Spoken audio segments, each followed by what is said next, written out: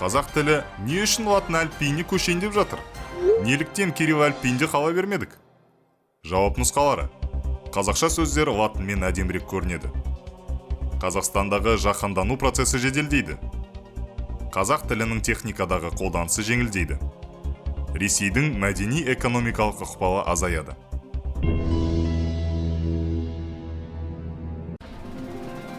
Аталған нұсқалардың бәрі де латынға көшудің себептері болып саналғанмен, басты себеп бұлар емес.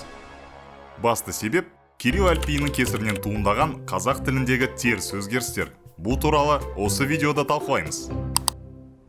1940 жылы қазақ тілі кирилл әліпбиіне көшеді. Оның авторы лингвист Сәрсен Аманжолов. Ол кириллге көшу себептерін былай түсіндіреді.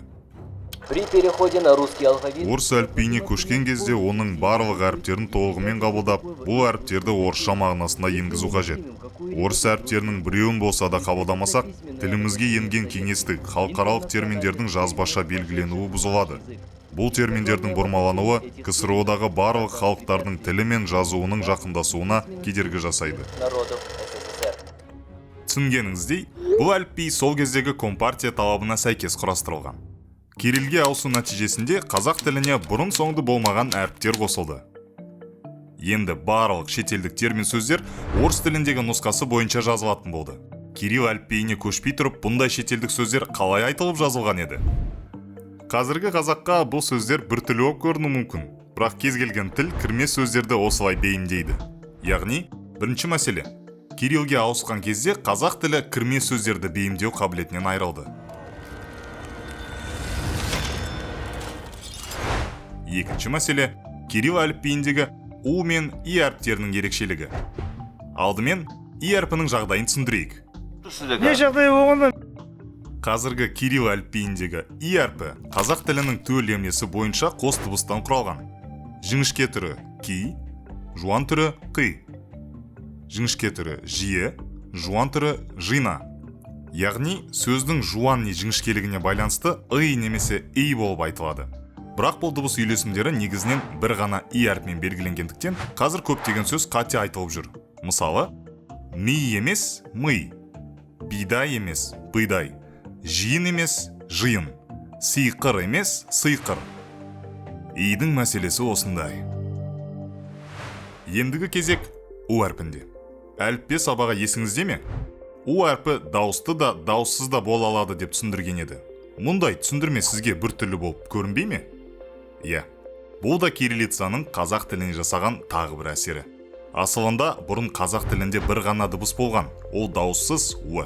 Саған біреу World War дегенде сен World War деп айтқан. Дәл осы дыбыс басқа тілдерде де бар.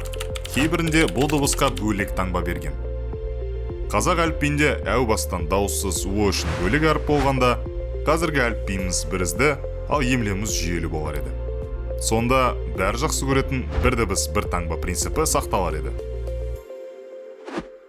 Қазаққа туыс болып келетін қарақалпақтардың тілінде жоқ, бұлар емес. Мына қарақалпақтар. Оларда У дыбысына қатысты мәселе жоқ.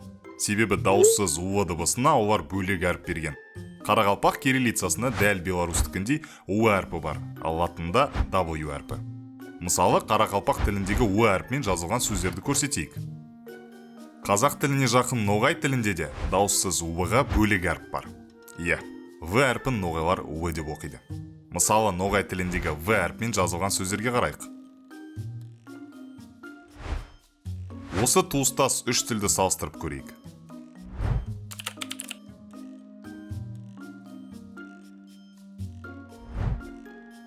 Сонда дауысты У қандай болмақ?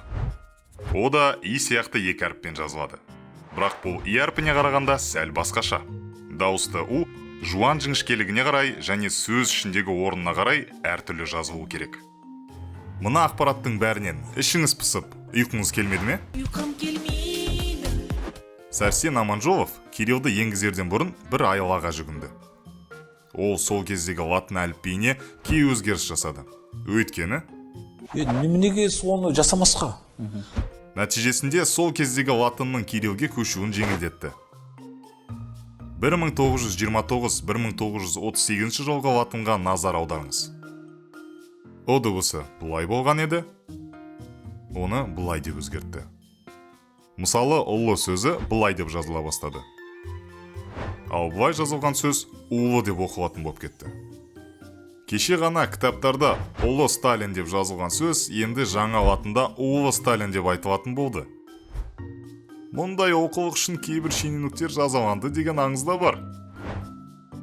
Орыстандыру саясатын жалғастыра келе, Сәрсен Аманжолов әліпбиге F және X әріптерін енгізді. Енді латыннан құтылу мақсатына ештеңе кедергі жасамады. Өзгертілген латынға Кирилл дәлме-дәл түсті. Бір қарағанда, 2-3 әріптің орнын ауыстыра салған сияқты, бірақ бұл өзгерістердің салдары ауқымды болған еді. Яғни, қазақ тілінің дыбыс жүйесі орыс тіліне барынша жақындатылды. 1990 жылдары Кирилл мәселесін шешу үшін әліпбиге реформа жасау туралы да ұсыныстар болған, бірақ ол латынмен шешілетін мәселе деп кейінге қалдырылған. Бұл мәселенің шешу жолдарын келесі видеомызда түсіндіреміз.